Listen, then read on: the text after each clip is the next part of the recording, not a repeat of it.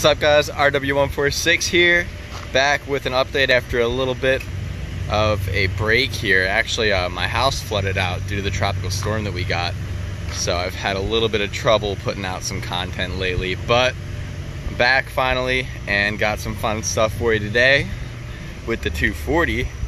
So I was gonna put my Advans on after I 5-lug swapped the car, and that's just looking like it's gonna be a little bit further out than I'd anticipated. So in the meantime, I got these bad boys. These are Rotiform RSEs. They're 17 by 9 ET30 all around. I have all the hex caps for them and everything.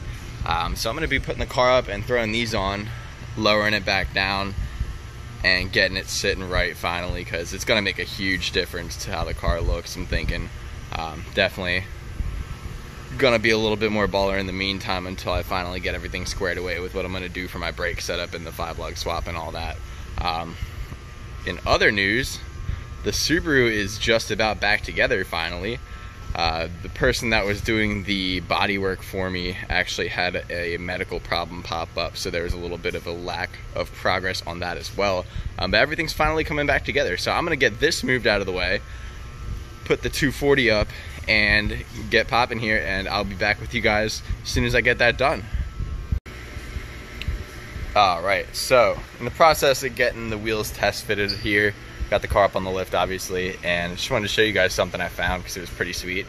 Actually looks like this car has brand new brakes, like calipers and everything, brand new brake hoses, brand new lower control arms, poly diff bushings, whole nine. So it's actually a little bit better than I was anticipating. I might actually hold off on doing brakes for now because they work so well. I was gonna upgrade them, but it kind of seems like a shame to do that with all brand new everything. But I'm gonna keep getting these wheels slammed on here, not adjusting the ride height or camber or anything just yet. I'm thinking that I might run without the spacer in the rear, and then just keep the spacer in the front and put some camber up front. But I'm gonna see what happens as soon as I get it down on the ground with all the wheels on. So I will catch up with you guys in just a little bit. Alright guys, quick update on the 240.